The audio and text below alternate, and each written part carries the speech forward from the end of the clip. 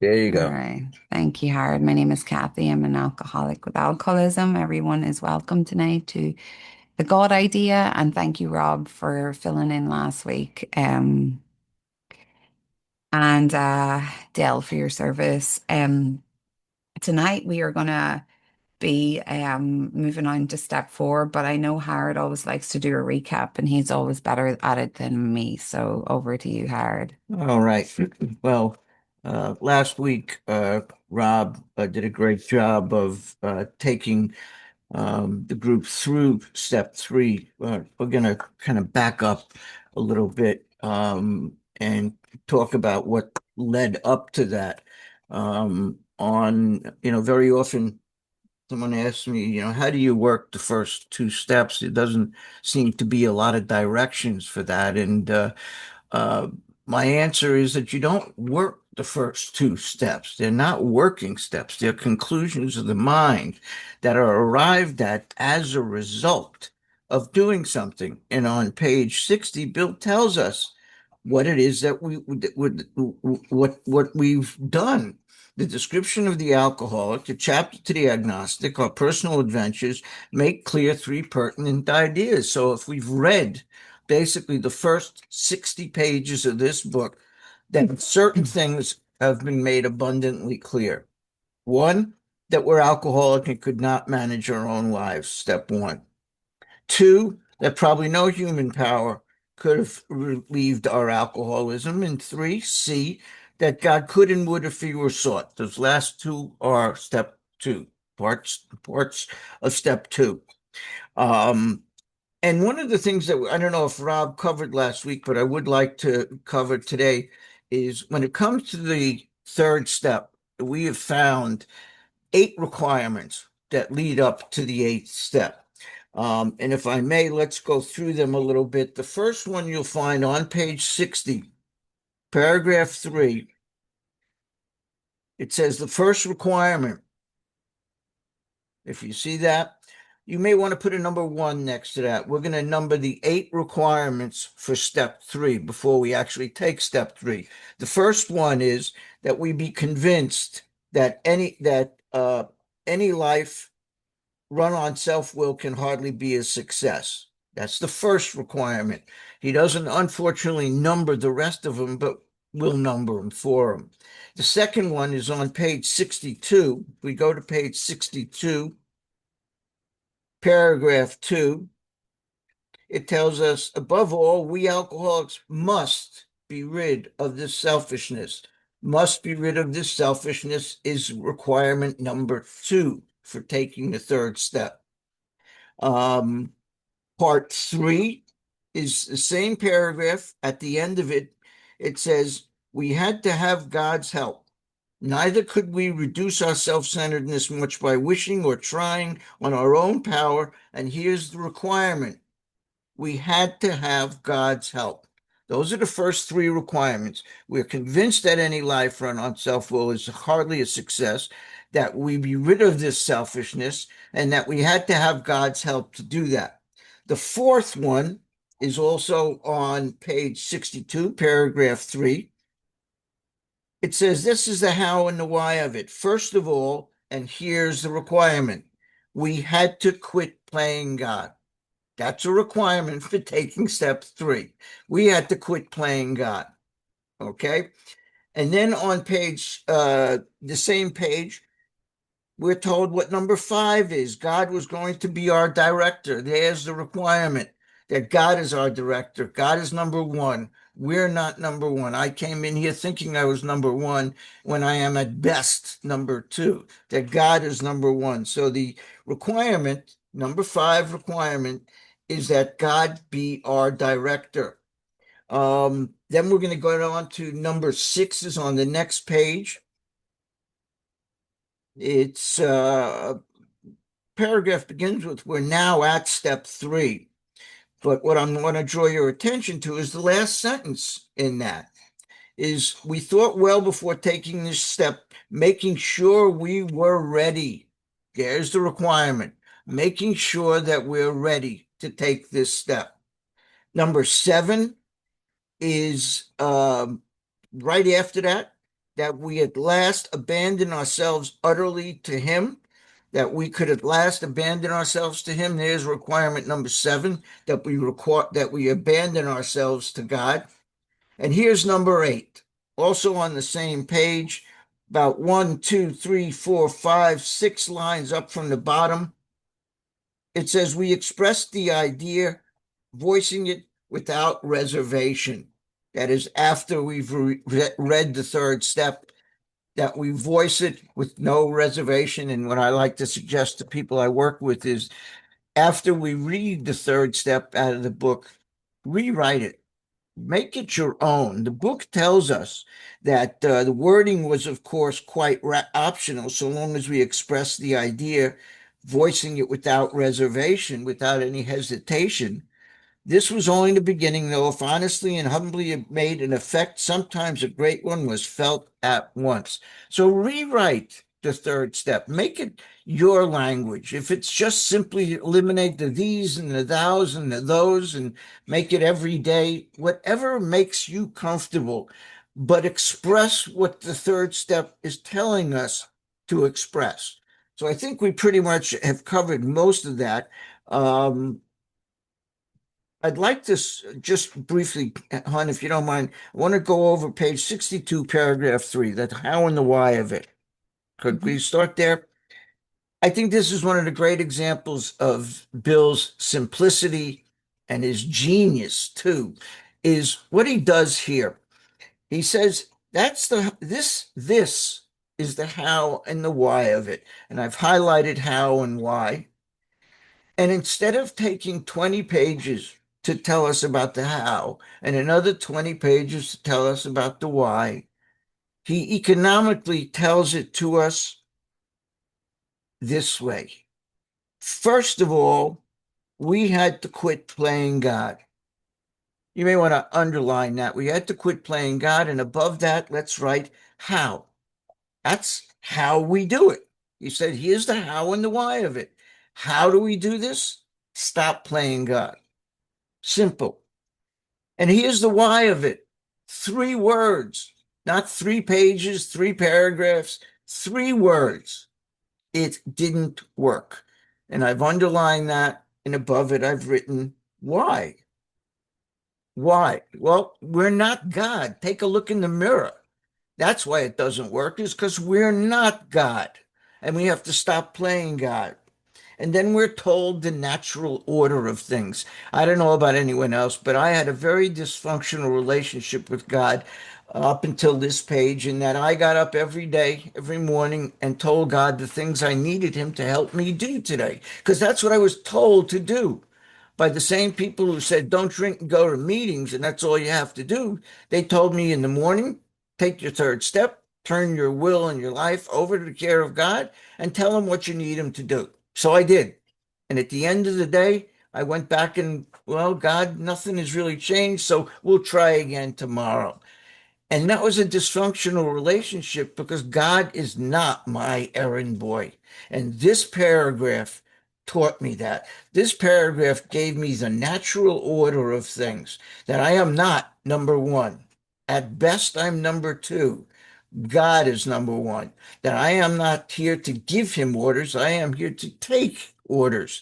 And we're being told here that God was going to be our director. Let's underline director. He is the principal. Let's underline principal. And we are the agents. Let's underline agents. Agents are basically somebody who works for a client, right? And God is that. He is the Father. We are His children. This was the keystone of a new and triumphant arch through which we walk to freedom. And then we're being told about the wonderful promises of the third step. Hun, do you want to start at that point, or you want me to go through this as well? The top of 63. Sure. My name is Kathy. I'm an alcoholic with alcoholism. So page 63. And basically, this whole first paragraph is the third step promises. So let's read them. When we sincerely took such a position, all sorts of remarkable things followed. We had a new employer. Being all powerful, he provided what we needed if we kept close to him and performed his work well. Established on such a footing, we became less and less interested in ourselves, our little plans and designs.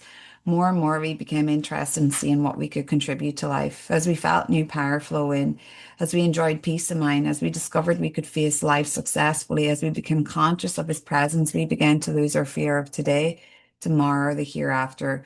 We were reborn.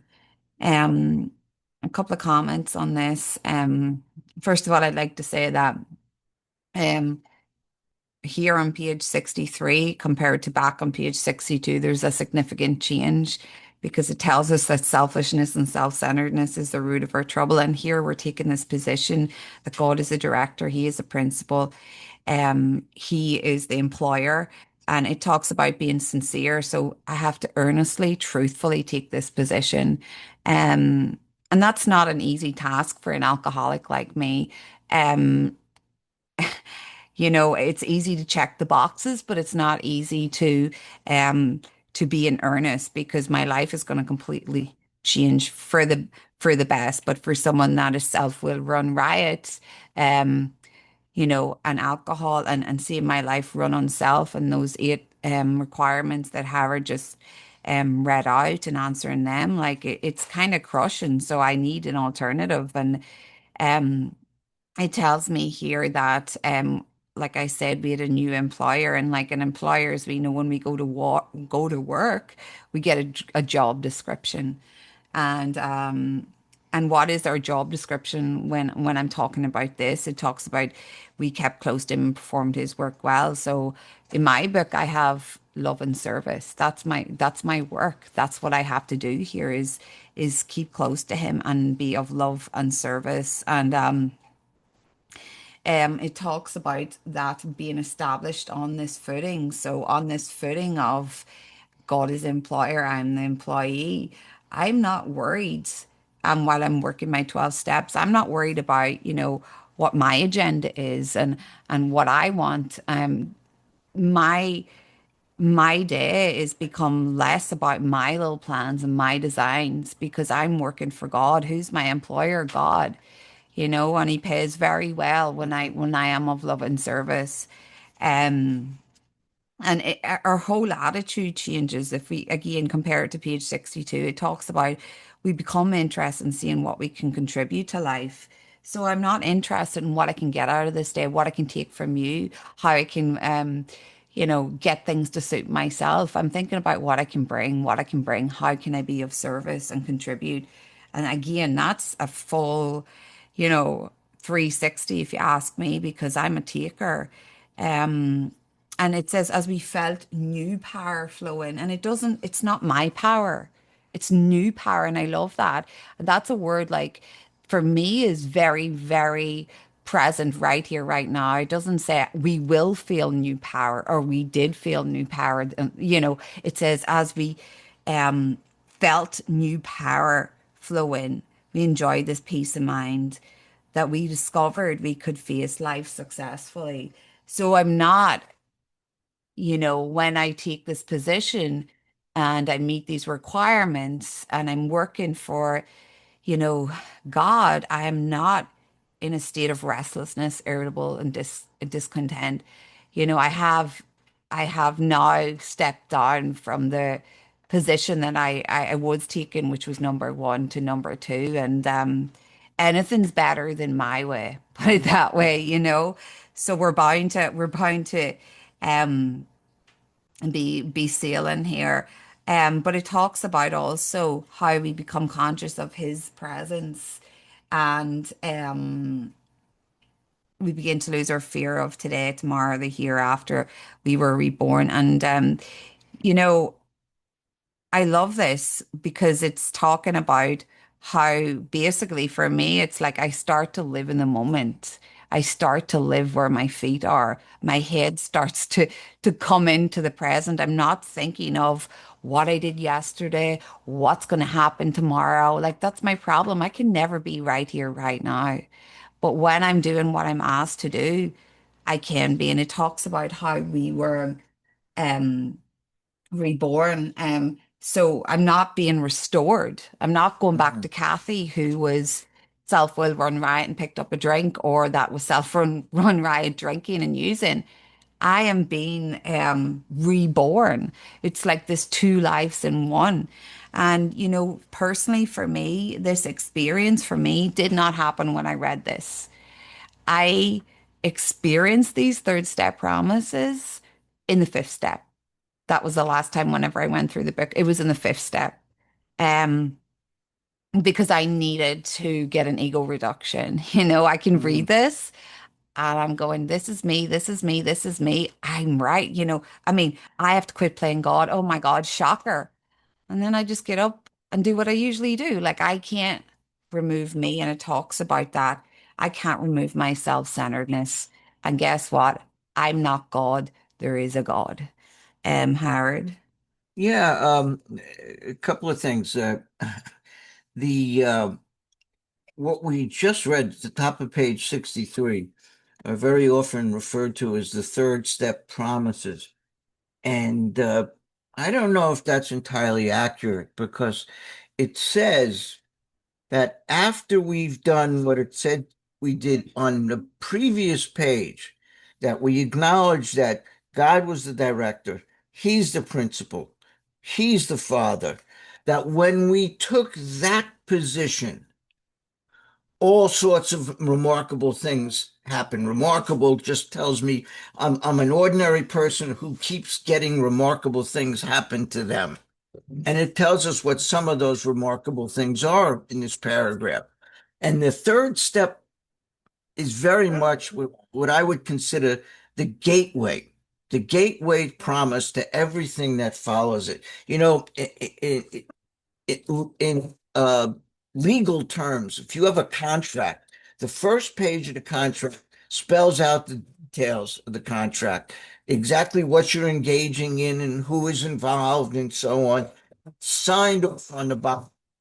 And then there are successive pages after that that break down various things within that contract.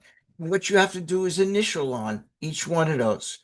And that's what the rest of the steps are like. I sign the contract on the third step, and then I initial off all of the clauses as we go through step 4, 5, 6, 7, etc.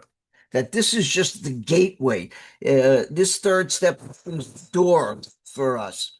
Um, and these things that Kathy just read about here, these are the result of taking that secondary position. That as a result of acknowledgement, not number one, I'm number two at best. And as a result of that happen, this is what happens. This top paragraph is exactly what happens when I take that position. It tells me I'm no longer listening to my mind, but I'm listening to my soul. This is the beginning of the sixth sense of consciousness, where it says, we discovered we could sense life successfully. We became conscious of his presence. There's the beginning of the sixth sense. It's one of those spiritual guideposts as we go through the book. Um, and it's a prayer of surrender, basically. Um, so let's go to step 3. Do you want to do that? Mm-hmm. Okay. Um, you want me to do it? Okay. You go ahead, do it. We are now at step three.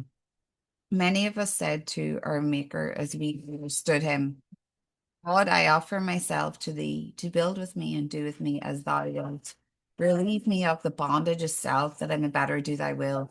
Take away my difficulties, that victory over them may bear witness to those I would help by thy power, thy love, and thy way of life. May I do thy will always. So just a little can you guys hear that? No, No, you okay, can't hear the that's door okay. barking. Okay, good. Okay. Just to go through this a little bit, and break down some of these words. There's a lot of thy and thous, and it talks about in the next paragraph how we get to express the idea with our own wording. Um, and so there's certain words here like God, I offer myself, like, and offer means to give. I am not, expecting God to take me. I am given permission for this power to take me, is what I'm saying. Um, and it talks about relieve me of the bondage of self. So relieve me of the slavery of Mhm. myself. I'm a slave, like to self, basically. It's no wonder I drank. Um, that I may better do your will, thy will. And it tells me that why, take away my difficulties. Why? Because a victory over them may help someone else. It doesn't say so I can get a partner, a job promotion, be financially secure. It doesn't say any of that. That's not what this is for. It's telling me that I'm offering myself to this power to take away anything that sorry, I'm just distracted with Miley. To take away these things, my difficulties. And what are my difficulties? They're the manifestations of self. I don't list them. I don't say, take away this, take away that, take away that. God knows what my difficulties are. And I'm asking for them to be removed so I may show others. Um, so I may be like a demonstration to others. Um, Howard, did you want to say something? And also, the prayer, like we've went through so much about the eight requirements, and the prayer Howard talked about is the contract, and when we take it, we sign the contract. But also, I've learned that this prayer is an affirmation of the third step. It's affirming like all those eight questions I've answered, and that I'm convinced that my life running on self-will is going downhill very, very fast. Um, and yeah, I just love it. And Howard. Yeah, uh, God, I offer myself to thee to build with me and to do with me as thou wilt. Relieve me of the bondage of self. So release me from this slavery of self, that I may better do thy will. Take away my difficulties, that victory over them may bear witness to those I would help of thy power, thy love, thy way of life. May I do thy will always. Anyone hear anything after that? There is no amen. Very often people read the third step and throw in the amen there, and there's no amen in this prayer. Amen usually indicates in the liturgy the end of something and the beginning of something else, that you've come to the end of some road and you're about to embark on another one. And basically, what we're doing here in the third step is we're beginning our work of the next few steps. And from page 63 to 76, something happens. We're being asked in step 3 to do something. We're being asked for God to remove these things to show his power, to show his grace. That's on page 63. And by the time we get to page 76, and I don't want to shock anybody, but on page 76, you'll find the seventh step prayer. And that ends with grant me strength as I go from here to do your bidding. Amen. We have then completed step 7, which tells me now, how you want to look at it is one of two ways. It tells me either I began step 7 on page 63 with the third step prayer and finished it on page 76. So all those intervening pages are all part of step 7. Or I started on page 63 with the third step prayer, and then I worked steps 4, 5, 6, 7, and I have accomplished something. God has accomplished something, and now we're done with that.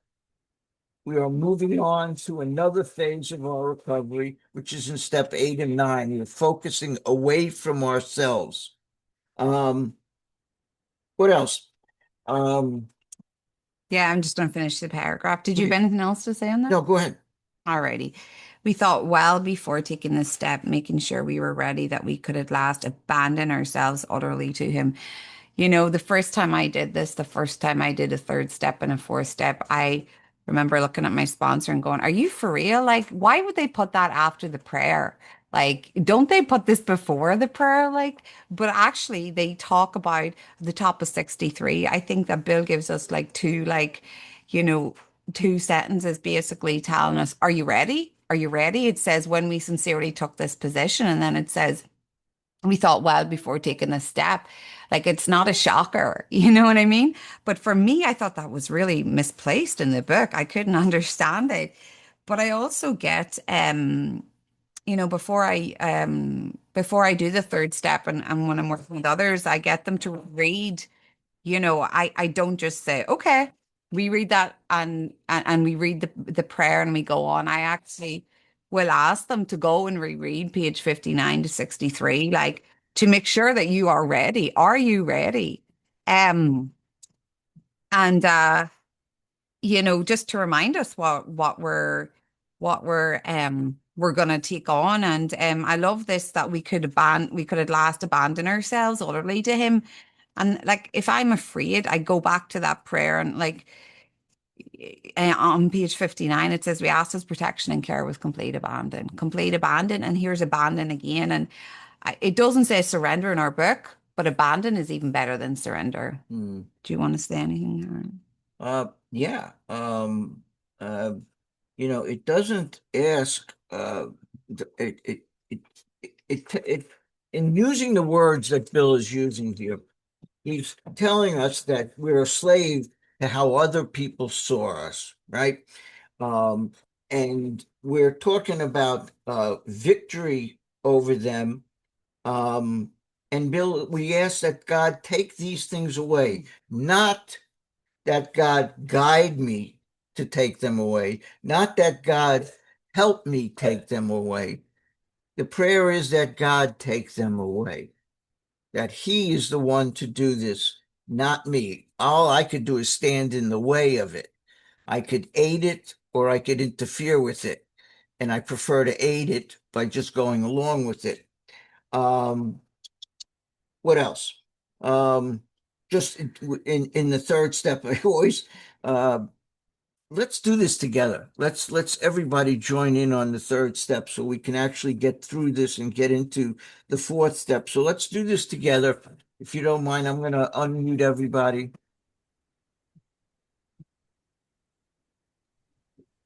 Okay. We're on page 63, paragraph 2. God, God, I I offer I offer myself myself to to thee. Myself to thee, to build Build with with build with me me, as to me, build as with thou me with as wilt. thou me wilt. as Free thou me wilt. Free of me the of the bondage bondage of of self, Of self. the that I may bondage of To better better self, do do thy will. away my Away my difficulties difficulties difficulties I that that will. be be able to victory be over able to them. be Help still bear those I victory will over hold them. thy To power, the Apply to thy power own and love, love and thy and will apply of to will, thy life. may I power. do May Yeah, I thy do do thy thy will, will will do always. always. thy May I do will thy will always. always. always. Yes. I can practically hear God saying, "What an order." I can't go through with it. Okay, let's mute everyone here and get back to this. Okay, uh, just one point. One of the things that we just read is we ask God to take away my difficulties. What does that mean? He's not referring, I believe, he's not referring to those worldly clamors, those life's certain trials and low spots, life's vicissitudes. Um, he's not talking about these various pressures and difficulties that we run into. He's referring to our self will run riot, our selfishness. He's referring to something he said a few pages ago, 100 forms of fear and self. Those are the difficulties we're talking about, not the difficulty we may have with our next door neighbor or an ungrateful boss or any of those worldly clamors. Again, vicissitudes, life's low spots. That's not what we're talking about when we say, God, take away my difficulties. He's not referring to that. The difficulty that we are referring to is self. The 100 forms of fear, self delusion, self-seeking, self-pity, self. Those are my difficulties. And we're asking that God remove them from us. Hmm. And I just want to say this before we move on to the next paragraph, because it's been really helpful to me. Um, if I am going through a certain trial or tribulation or a low spot, whatever you want to call it, um, I modify this prayer. So if it's like, God, I offer, the sickness of a family member to you, God, I offer this job interview to you, God, I offer whatever it is, fill in the blank. I mean, it works, y'all. Like it does wonders. They talk about turn it over, turn it over. I'm like, I can't turn it over on my own power. But when I go to the power, I can say that and modify it, and it's out of my brain, until it comes back. But you get what I mean. So we're moving on to the next paragraph. It says we find it very desirable to take this spiritual step with an understanding person such as our wife, um, best friend or spiritual advisor, but it is better to meet God alone than with one who might misunderstand. The wording, of course, was quite optional, so long as we express the idea voicing it without reservation. This was only a beginning, though. If honestly and humbly made an effect, sometimes a great one, was felt at once. Um, I'm going to just speak about the wording part. So again, I do ask sponsees to write, and I did it myself, write a third step of your own. And what I found is to be very clear about it, that I have to tell, have to be careful to express the idea that the third step is asking us to do. And what am I trying to say? Um, Basically, we're talking about abandoning ourselves. Like, we're not talking about, make me more peaceful. No, it's about abandoning myself. And basically what this third step prayer is telling us in our own words. So I just wanted to put that out there. Um, but it talks about how this is only a beginning, right? We have been on the couch reading a book with our sponsor or on FaceTime or on Zoom, and we've got this far, and it's like we haven't really moved much. Like we've just been here the whole time. And it talks about, if is the condition we um honestly and humbly made an effect, um which is a change. A very great, sometimes a great one was felt at once. I feel like I'm butchering that whole one. Again, this was only a beginning. But if we honestly, and that's the condition, if we honestly and humbly um make it, there is a change. Sometimes a great one was felt at once. Everyone's experience is different. Um, I've had quite a few different experiences with it too. And I don't know if they do it anymore, but I know back in the day before Zoom and that, I got to choose where I wanted to do my third step prayer, and I did it in like the city, like in St. Patrick's Cathedral, I believe in New York. I don't know if they do that anymore. Like I was told you can go anywhere except you can't go to Ireland when I lived there because my sponsor couldn't go. But it was a remarkable thing, Howard. Yeah, the thing that you just read that you mentioned about stumbling over, though, says, though, if honestly and humbly made an effect, sometimes a great one was felt at once. That is the promise of the third step.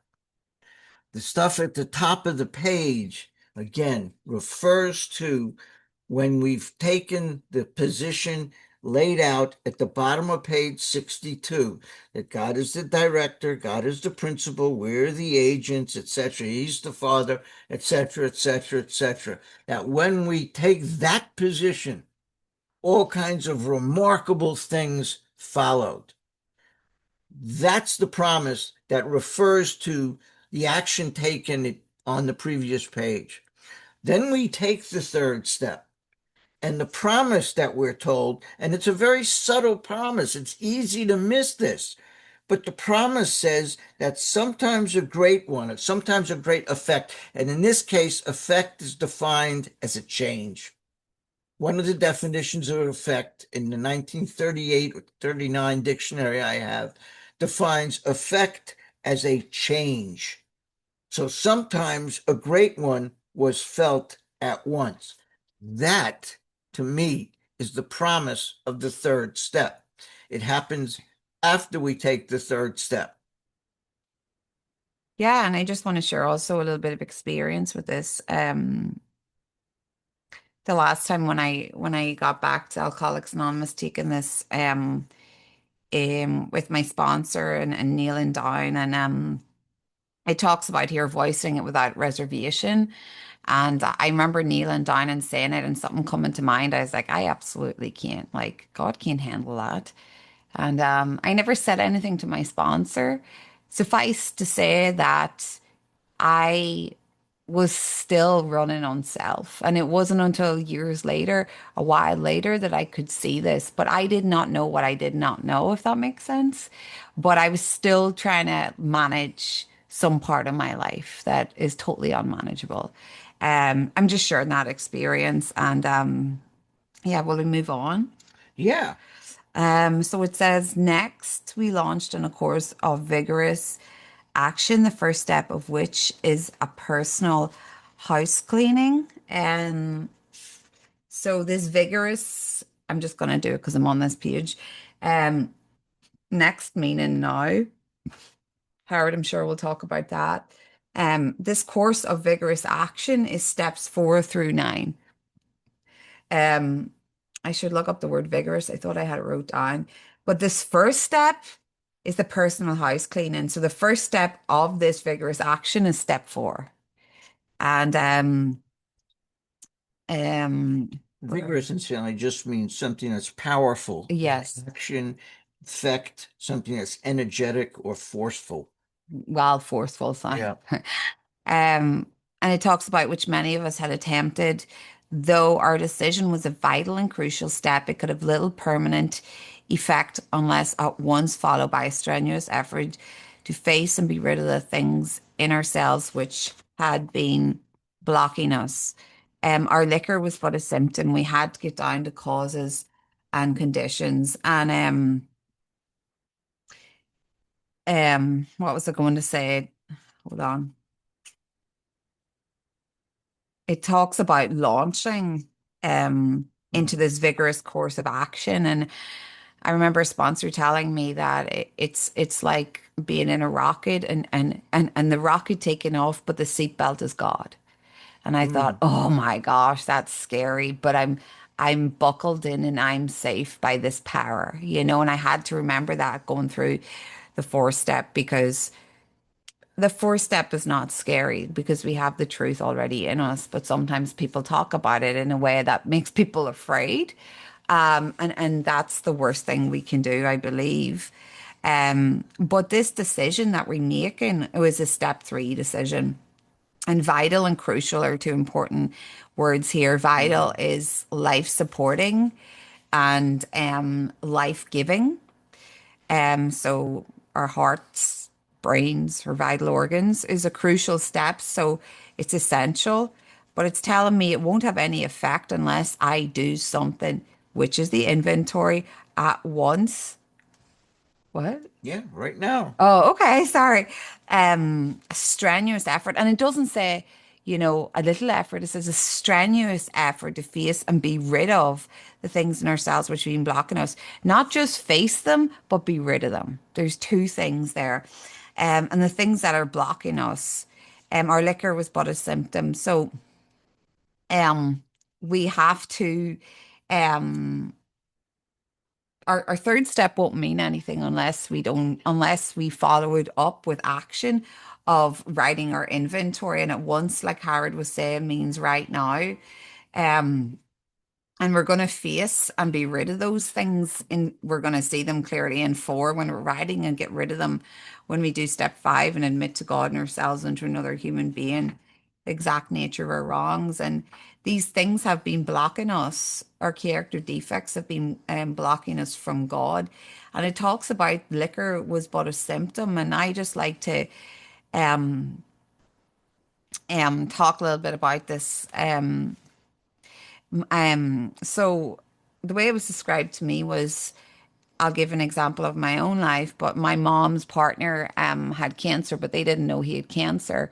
And what they found on his skin was like a rash and like a lot of cuts and things like that. But it was, they didn't suspect it was cancer. So he went to the doctor and they diagnosed him with cancer of the blood. And they told him then when they diagnosed him what his treatment could be.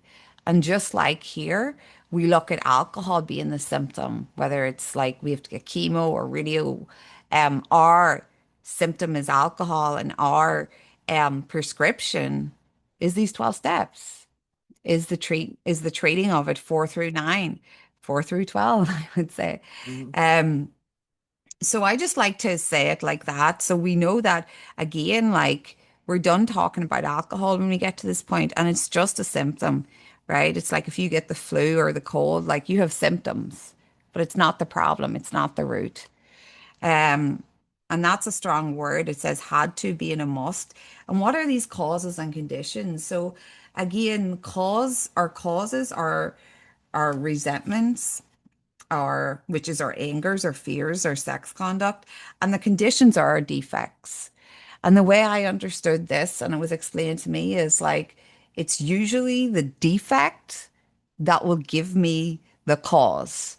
So whether it's I'm gossiping, I'm just saying that, making one up. Whatever I'm doing is going to lead me to be angry, to be fearful, to act in a harmful manner because I'm acting on my defects of character. Um, and have I anything else to say on that? So we got our work cut out for us lads, Howard. Yeah, it's amazing to me how often what Kathy just talked about gets overlooked. At the top of page 64, it tells us, though if our decision was a vital and crucial one, and vital means, as Kathy mentioned, life-giving, crucial, life-giving. So basically, that third step is going to be a life-giving, life-supporting step. It'll mean nothing. It'll have little permanent effect unless at once followed by a strenuous effort to face and be rid of those things which have been blocking us from God. This is not about letting God in. We talked about this back on page 55, that God is already in every one of us, that deep down in every man, woman, and child is the fundamental concept of God. And it's innate. We're born with that in us. So it's not a question of letting God in, it's a question of letting God out. And we let God out by clearing away the clutter that is accumulated on our soul by a lifetime of rationalizing and justifying our behavior. That's what he's talking about when he says it means nothing unless we get rid of the things that have been blocking us from God. So you may want to add those last two words after that, been blocking us from God. And it's time to get down to causes and conditions. And just one last thing about step 3. The result of step 3 is not going to be based or felt on the decision that we make here. It's going to be felt on the actions that we take as a result of that decision. Let me repeat that again. The results of step 3 are not going to be based or felt on the decision we made. They're going to be felt on the actions we take as a result of that decision. Steps 4 through 9. That's where the action is. Want to try and, if we can, get down to the bottom of the page. So Yes. you want to take the next one? Yes. Let's hope. Let's hope we get to the bottom of the page. It says, therefore, we started upon a personal inventory. This was step 4. A business which takes no regular inventory usually goes broke. Taking a commercial inventory is fact-finding and fact-facing process. Is an effort to discover the truth about the stock and trade One object is to disclose damage or unsaleable goods to get rid of them promptly with and without regret. If the owner of the business is to be successful, he cannot fool himself with values. And I will say, this was a very significant paragraph to me when I first went in to do inventory because I was told that this is exactly what it's going to be like, Kathy. Your inventory is just like opening, the press, the cupboard in your bathroom and counting how many bars of soap you have, how many boxes of toothpaste you have. What am I trying to say? That it's not supposed to be this big emotional. It's supposed to be an inventory. Just like they're talking about here, like a business. And like, I'm sure we've all did inventory. If not, I remember I'll just give my experience, but in two different places, I remember one of them we had to get in really early and we had to do the stock take, the inventory, and you had to be so careful because the auditor came behind you, so you couldn't mess it up. And then another one was in a restaurant and I'd have to go and do inventory on Sundays and I think Thursdays. And like I'd have to check that the milk wasn't sour. I had to check that the food in the refrigerator was still in date because obviously if we sell a food or we make something with the food and it's going to make someone sick, right? So that those are the little analogies I give. And like, why would I, if I was the owner of a business, fool myself that, you know what, I have like all this stuff downstairs in the cooler, it's gone off, but I'll sell it. Like, why would I fool myself? A business owner would not have any, well, I wouldn't think they'd have any problem, facing that and then getting rid of it. So what am I trying to say is like, I got to face these things in me and why wouldn't I want to get rid of them, right? They're sour, they're distasteful, they're going to make me sick, basically. But for an alcoholic, sometimes it takes pain to get me there. So I'm just using that analogy, but there's two other things here, fact finding and fact facing. So I'm gathering the facts about myself and I am fact facing. Sorry. So I'm searching, fact finding, and fact facing is I'm fearless. It doesn't say fearful. It says fearless. This information is already in us. And you can change like here with commercial, I changed it to personal. Um, and the truth is the more is our morals. And I'm sure Howard will talk about this. And the stock in trade is us. We're the stock in trade. Um, and again, disclosing the damaged or unsaleable goods. So these flaws, our thinking process, our character defects, just like the business owner, he doesn't want to keep things aren't going to sell. Again, I don't want to keep my defects. They're not doing me any good. And it talks about, again, if we're to be successful, if this owner or the business be successful, I can't fool myself about my actual worth, about my values, about the truth. Howard? Yeah. What Bill does here is great, is in order for us to relate to this inventory, he draws a comparison to a business. And I don't care what your business is. If you own a shoe store, I was in the car business for 40 years, every 30 days you had to do an inventory to see what cars you have on your lot that are sitting there and not selling. And why are they not selling? So if we turn these things around, he says a business which takes no regular inventory goes broke. So our business, what is our business? Well, our business was laid out on the previous page where it tells us that our job is to stay close to God and to perform his work well. That's our business. Work with others, serve God. That's our business. And if we don't take our inventory, what happens? We don't go broke, we get drunk. So above goes broke, I've written get drunk. Taking a commercial inventory, and Kathy mentioned changing commercial to personal, and we're going to change a couple of words here to make it personal, is a fact finding, searching, and fact facing, fearless. It is an effort to discover the truth about the stock and trade. Our stock and trade is ourselves. I don't care if you have a shoe store, your stock and trade is your shoes. If you have a car dealership, your stock and trade is your inventory.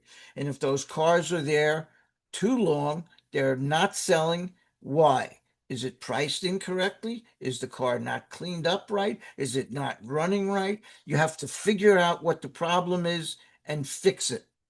And he says about the stock and trade, which is ourselves. And why do we do that?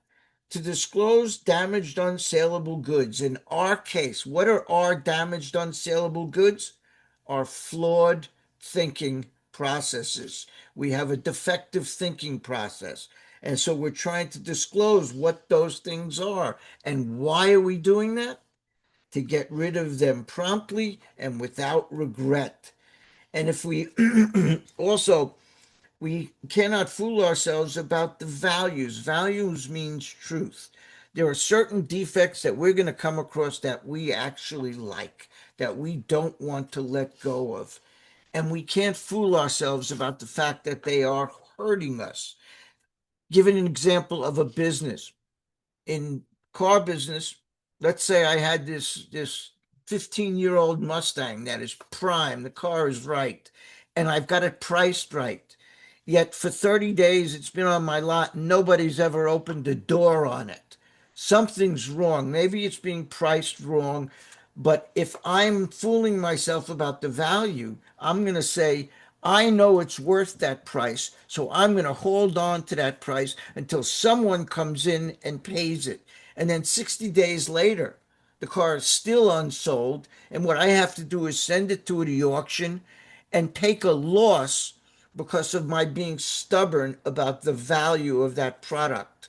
I got sentimental about that. And that's the same thing as the defects that we're going to be talking about over the next few days, next few weeks, is we have to be rid of these defects. We can't be sentimental about them. We can't hold on to some of them because we kind of like lust or we kind of like this other thing.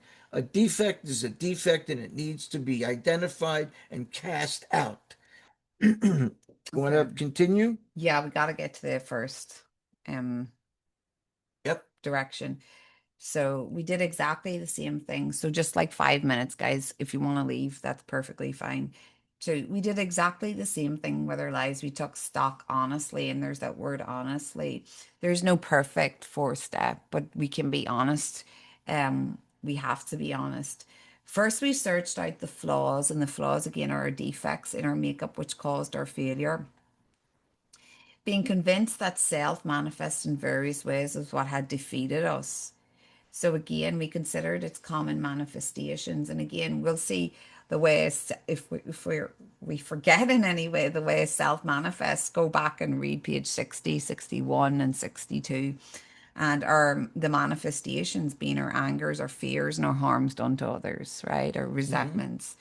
Um, Howard, Resentment. Can I read that? yeah, You want me to do that? go ahead. Well, being convinced that self manifested in various ways. What are the various ways? 100 forms of fear and self. Those are the various ways. And we considered its common manifestations. How did it manifest itself? It manifested itself in my angers, in my fears, and in my behavior that caused harm to other people. So those are the manifestations of my defects. You want me to go into the next Yeah, paragraph? take it away. Resentment is the number one offender.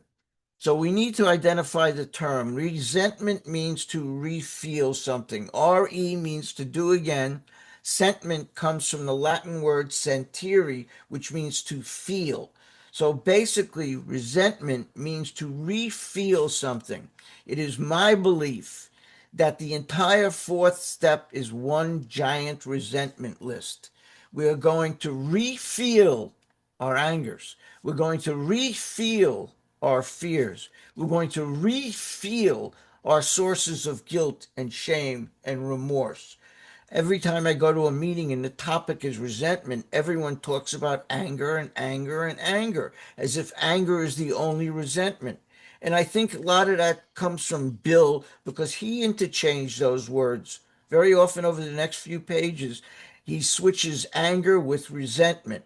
So he's really to blame for that. But the fact of the matter is that I believe resentment applies to all of these things we're going to be looking at: our angers, our fears, and our sources of guilt, shame, and remorse.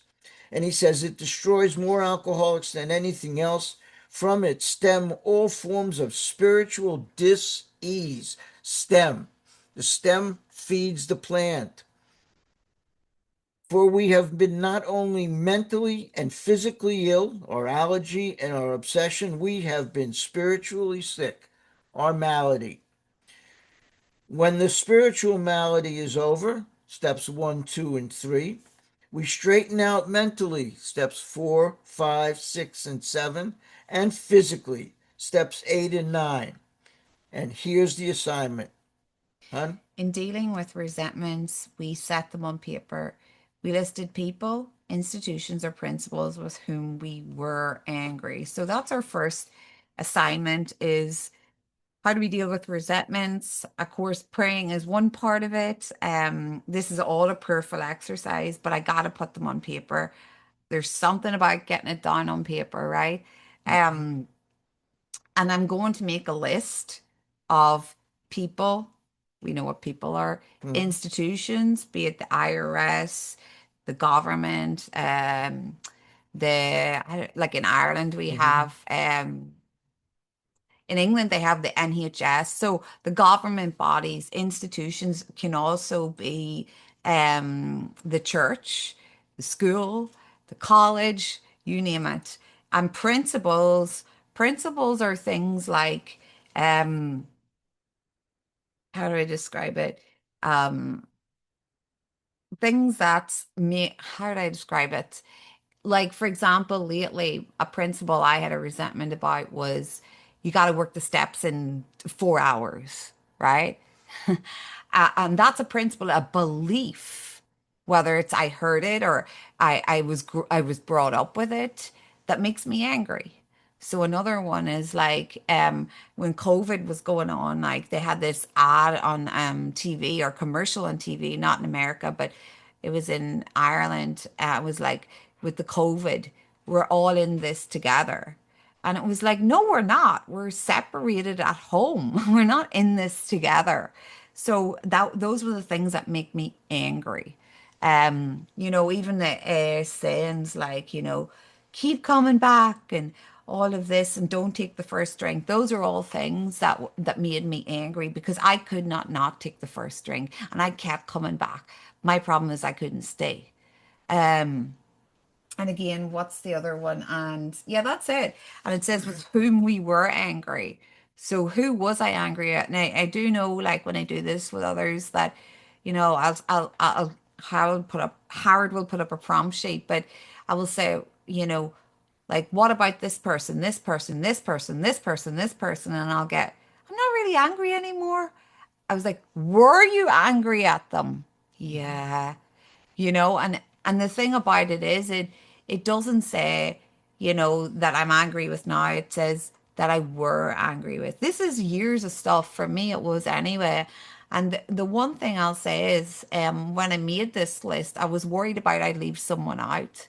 Mhm. And that's the thing about resentment. You won't forget it. It'll keep coming back up until you put Yep. it down. So I've had a couple of ways of doing this first assignment, which was, to make the list. The other one was to rule my pages. Like, so I'm 37 years old, and so I probably am going to have at least 40 resentments, one for every year. I know people have different ways, but like, I mean, I've worked with people and they're like, I have 11 resentments. And I'm like, no, no, no, no, no. But what can I do if you've only got 11? But, so I have to be searching and I have to be fearless. So I've made it through the list and draw the columns then, and I've made it, like I said, I drew the columns first and filled in the first column with the first person, the next page, the first column with the next principle, and so on and so forth. Not in order, just as a can. Like I don't know if that's a thing where people do it all people first, all institutions and all principles.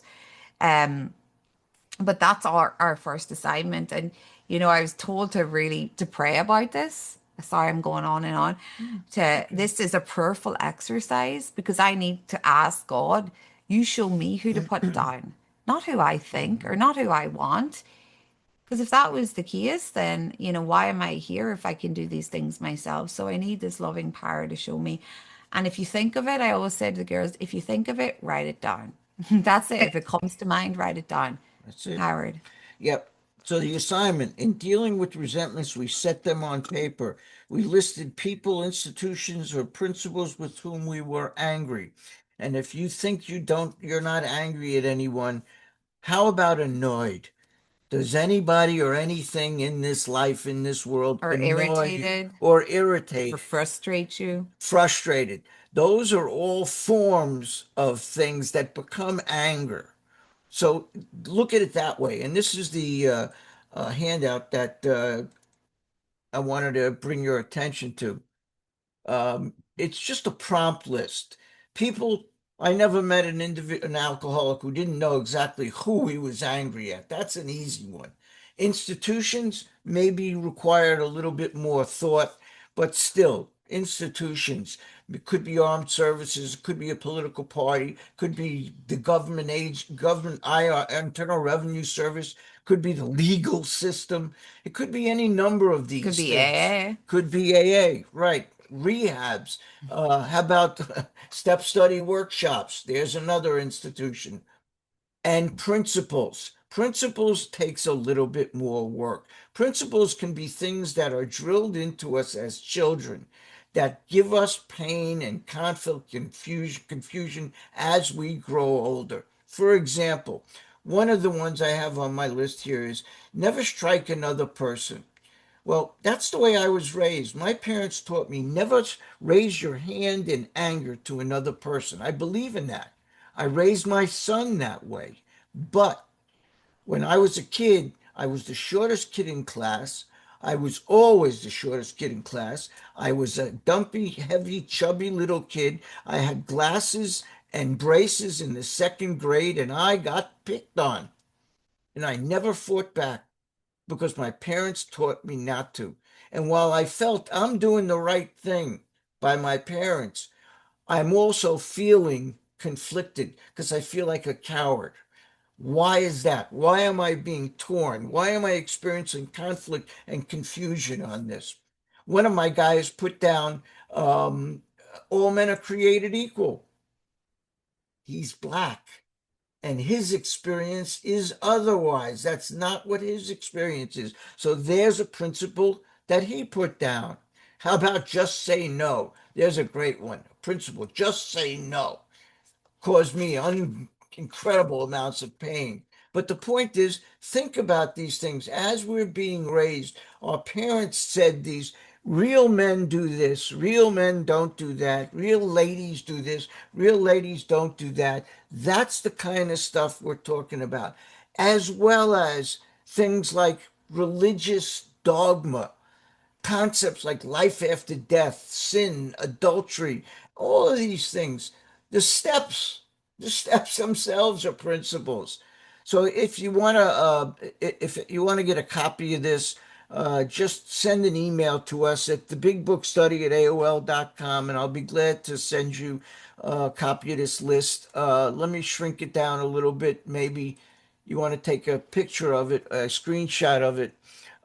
Might help you because that's what our assignment is for next week is make a list, a simple list of names and institutions and principles with whom you are angry or annoyed or frustrated or irritated, etc. And that's what we're going to do for next week. Brilliant.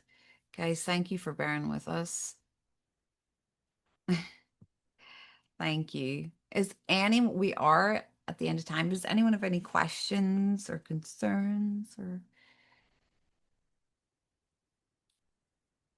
All right. Great.